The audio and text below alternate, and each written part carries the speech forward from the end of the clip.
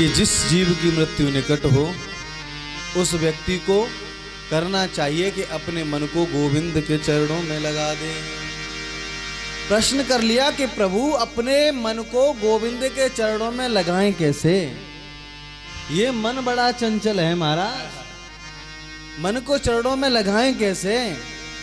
मन चरणों में लग जाए इसका कोई तरीका हो, कोई उपाय हो तो बताइए। सुखदेव भगवान कहने लगे उपाय है क्या? जितासनो जित श्वासो जित संगो जितेन्द्रिया स्थूले भगवते रूपे मनः संधा धिया। और ये सभी का प्रश्न है कि महाराज मन एक जगह लगता नहीं। कहो आप यहां बैठे हो पांडाल में कथा में और याद आ रही हो पोते की, बोलो राधे राधे। हाँ आपका ही तो और भी तो हैं, हाँ है? याद आ रही हो उस पोते की, महाराज बहू की याद आ रही हो तो जितासनो, जिसको अपना मन भगवान में लगाना है वो चार बातों का ध्यान रखे। सबसे पहली बात जितासनो, महाराज एक आसन पे बैठ करके हम ये देखें कितनी देर तक आसन पे बैठ सकते हैं। आसन पर बैठने का प्रयास करें महाराज, क्योंकि आजकल घुटनों की ज्यादा दर्द होता है तो बैठ नहीं पाता है कोई भी। लेकिन जितासनो, आसन पर विजय प्राप्त करिए। जितासनो, और जब तुम आसन पर विजय प्राप्त कर लोगे तो दूसरी जितश्वासो, आसन पर विजय प्राप्त करने के बाद में जितश्वासो, अपनी सांसों पर विजय प्राप्त करो महाराज। और जब सांसों पर विजय प्राप्त कर लोगे तब तीसरी बात आती है जित संगो, हमारा तुम्हारा संग कैसा है? अगर संतों का संग है तो वही संत परमात्मा से भेंट करा देगा, क्योंकि महाराज संग की रंगत बहुत जल्दी चढ़ जाती है, बोलो राधे राधे। अगर तुम शराबी कबाबियों का संग करोगे तो महाराज आज नहीं तो कल पीना सीख ही जाओगे, बोलो राधे राधे। वो तुम्हें पीना सिखाई देगा, 2-4 दिन नहीं पियोगे लेकिन एक दिन तो वो कह ही देगा कम से कम एक घूंट चाक के तो देख ले। और जिस दिन एक घूंट चाक लिया तो महाराज गिलासों पे गाड़ी पहुंच जाएगी, बोलो राधे राधे। इसलिए संग कैसा है तुम्हारा? अगर संग संतों का है तो परमात्मा मिल जाएगा। अगर संग अगर शराबी कबाबी जुआरिये का है, तुम जुआ बिल्कुल खेलना नहीं जानते हो लेकिन जो जुआ खेल रहा है उसका संग कर लो तो महाराज बगैर बताए तुम सीख जाओगे महाराज कि जुआ कैसे खेला जाता है। इसलिए संग की महिमा बहुत है। हमारा तुम्हारा संग हो कैसा?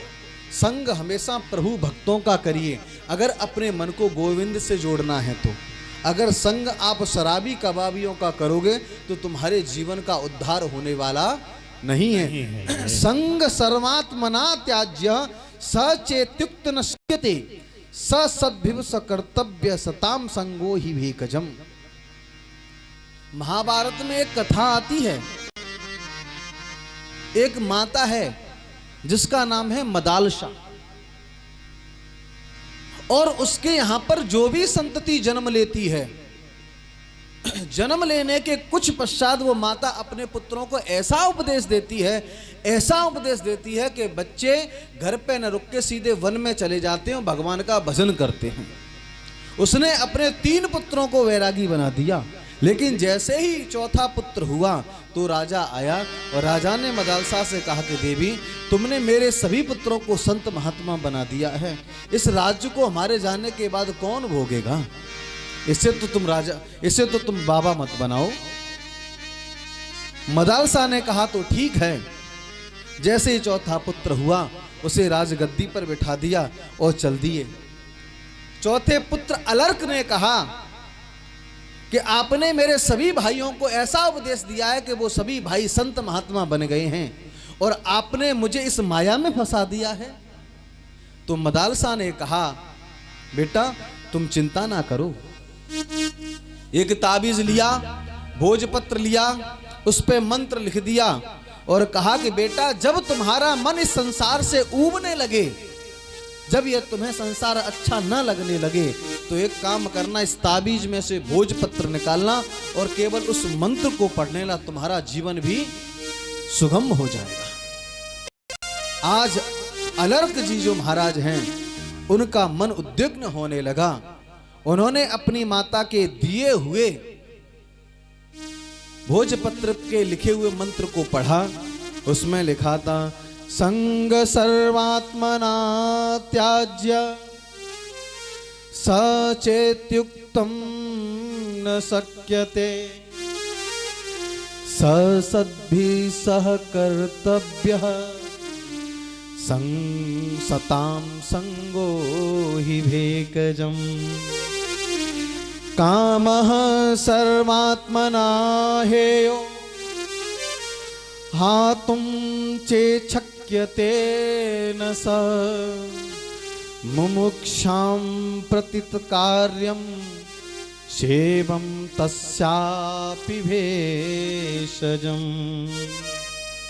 बेटा तुम कभी भी शराबी कबाबियों का संग मत करना, संतों का संग करना, और जिस दिन तुम संतों का संग कर लोगे, वह संत ही तुम्हें परमात्मा से मिलने का उपाय बता देंगे। बोलो राधे राधे।